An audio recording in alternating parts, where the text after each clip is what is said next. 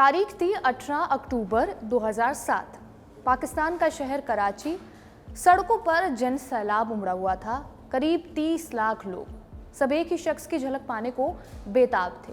8 साल के वनवास के बाद डॉटर ऑफ द ईस्ट यानी कि बेनज़ीर भुट्टो वतन लौट रही थी। फिजा में नारे गूंज रहे थे, लेकिन इन नारों के बीच एक खतरा भी मंडरा रहा था, और वही हुआ जिसका डर था। रात के करीब 12 बजे एक जोरदार धमाका हुआ और फिर दूसरा। मंजर बदल गया और अब वहां नारे नहीं, चीखें थी, आग थी और करीब 140 लाशें थी। उस अफरा तफरी, धुएं और बारूद की गंध के बीच एक शख्स बेनज़ीर की हिफाजत में दीवार बनकर खड़ा हुआ था। उसने बेनज़ीर को सुरक्षा घेरे से निकाला, अपनी गाड़ी में बैठाया और सुरक्षित बिलावल हाउस यानी कि बेनज़ीर के घर तक पहुंचा दिया। हैरानी की बात यह थी कि वो शख्स ना तो कोई पुलिस वाला था, वो कोई कमांडो नहीं था, वो पाकिस्तान का एक वांटेड मुजरिम था। वो कराची के अंडरवर्ल्ड का वो चेहरा था जिसके नाम से शहर कांपता था। वो एक गैंगस्टर था जो उस रात देश की पूर्व प्रधानमंत्री का चीफ सिक्योरिटी ऑफिसर बना हुआ था। हेलो, मैं रिया हूँ और आप खबरगांव देख रहे हैं। धुरंधर रिलीज होने के बाद इसके अलग अलग पक्षों को लेकर चर्चा हो रही है। पड़ोसी देश पाकिस्तान में इस फिल्म ने एक राजनीतिक बहस भी छेड़ दी है। दरअसल फिल्म में रहमान डकैत को पाकिस्तान पीपल्स पार्टी का नजदीकी बताया गया है और इसी मुद्दे पर बहस छिड़ी हुई है। तो चलिए इस वीडियो में आपको बताते हैं कि रहमान डकैत के पीपीपी कनेक्शन का क्या सच है। इस सियासी जंग को समझने के लिए हमें थोड़ा पीछे चलना होगा। 1947 के समय में जब भारत का बंटवारा हुआ, लाखों मुसलमान भारत से हिजरत करके पाकिस्तान गए। इनमें से ज्यादातर लोग उर्दू बोलने वाले थे, पढ़े लिखे थे, और ये लोग पाकिस्तान के अलग अलग हिस्सों में नहीं फैले बल्कि जाकर बस गए देश की आर्थिक राजधानी कराची में। इन्हें कहा गया मुहाजिर यानी कि रेफ्यूजीज। 1970 का दशक आते आते इन मुहाजिरों को लगने लगा कि पाकिस्तान की राजनीति में उन्हें साइडलाइन किया जा रहा है। सिंधी और पंजाबी हावी हो रहे थे और इस डर और गुस्से ने एक नए आंदोलन को जन्म दिया। 1978 में कराची यूनिवर्सिटी के एक छात्र ने एक संगठन बनाया। छात्र का नाम था अल्ताफ हुसैन और संगठन का नाम था APMSO यानी कि ऑल पाकिस्तान मुहाजिर स्टूडेंट्स ऑर्गेनाइजेशन। यही छात्र संगठन आगे चलकर एक पॉलिटिकल पार्टी बना, मुहाजिर कौमी मूवमेंट यानी कि MQM। 1980 के दशक तक आते आते MQM ने कराची की सड़कों पर अपनी हुकूमत कायम कर ली थी। ये एक ऐसी पार्टी थी जो जितनी बैलेट बॉक्स में मजबूत थी उतनी ही सड़कों पर लड़ने में भी माहिर थी। कहा जाता है कि MQM ने शहर में एक पैरेलल गवर्नमेंट बना ली थी। उनका नेटवर्क इतना तगड़ा था कि शहर का पानी, बिजली, नौकरी और यहाँ तक कि पुलिस में भी उनका प्रभाव था।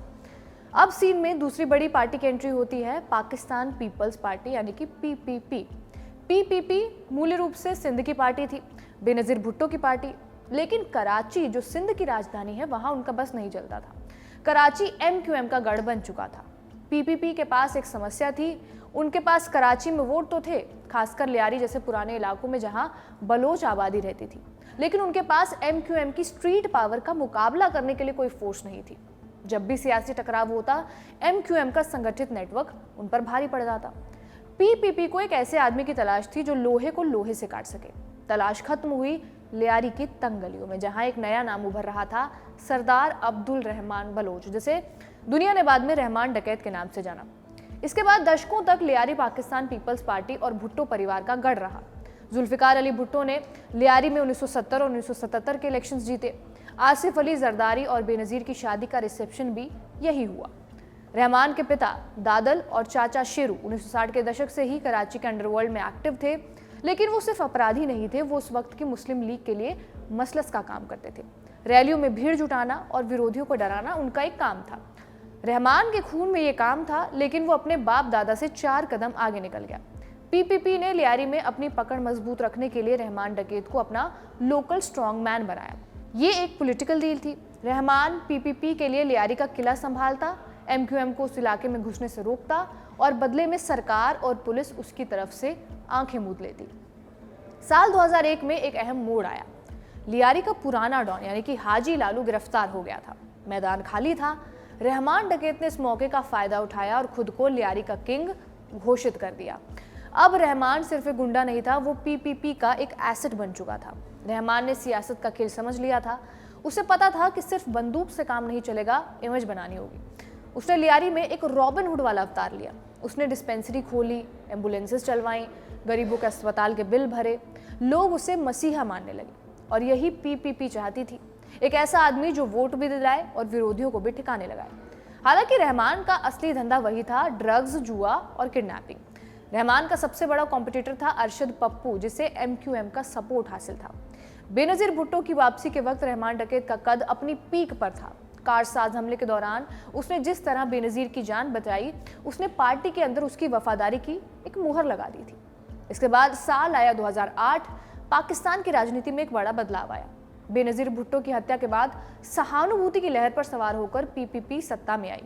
आसिफ अली जरदारी देश के राष्ट्रपति बने। ये वो वक्त था जब रहमान डकैत का गोल्डन एरा शुरू होना चाहिए था। आखिर वो राष्ट्रपति का खास आदमी था, लेकिन सत्ता का नशा बहुत खतरनाक होता है। जरदारी की सरकार ने रहमान को एक नई जिम्मेदारी दी। उसे MQM के प्रभाव को कम करने के लिए एक संगठन बनाने को कहा गया। नाम रखा गया पीपल्स अमन कमेटी। PAC असल में एक आर्म्ड मिलिशिया थी। इसका मकसद था कराची और खासकर लियारी को सुरक्षित रखना, लेकिन किससे? पुलिस से नहीं, बल्कि MQM से। रहमान ने इस कमेटी के जरिए पूरे शहर में अपना जाल फैला दिया। अब वो सिर्फ एक गैंगस्टर नहीं था, वो एक पैरेलल गवर्नमेंट चला रहा था। लेकिन यहीं से कहानी में वो मोड़ आया जिसे अंग्रेजी में फ्रैंकेनस्टीन मॉन्स्टर कहते हैं, यानी जब बनाया हुआ राक्षस अपने ही बनाने वाले के लिए खतरा बन जाए। रहमान डकैत अब इतना ताकतवर हो चुका था कि वो PPP के नेताओं की बात सुनने को तैयार ही नहीं था। हद तो तब हो गई जब रहमान ने राष्ट्रपति जरदारी के सौतेले भाई को लियारी से चुनाव लड़ने के लिए समर्थन देने से मना कर दिया। ये सीधे तौर पर बगावत थी, और सियासत में बगावत की सजा मौत ही होती है। PPP को समझ आ गया था कि जिस शेर को उन्होंने पाला था, अब वो आदमखोर हो चुका था। फैसला ले लिया गया, एसिड को खत्म करना होगा, और इस काम के लिए चुना गया कराची पुलिस के सबसे सख्त अफसर को, SSP चौधरी असलम। चौधरी असलम सालों से रहमान के पीछे थे, लेकिन रहमान हर बार बच निकलता था। वो कभी भेष बदल लेता था, तो कभी लियारी की तंग गलियों में बाइक पर फरार हो जाता था। उसके मुखबिर पुलिस के अंदर भी थे, जो उसे रेड से पहले ही खबर दे देते थे। लेकिन 9 अगस्त 2009 की रात कुछ और थी। कराची के बाहरी इलाके में सन्नाटा था। चौधरी असलम को पक्की खबर मिली थी। रहमान डकैत अपने साथियों के साथ वहां से गुजरने वाला था, और पुलिस की टीम ने जाल बिछा दिया।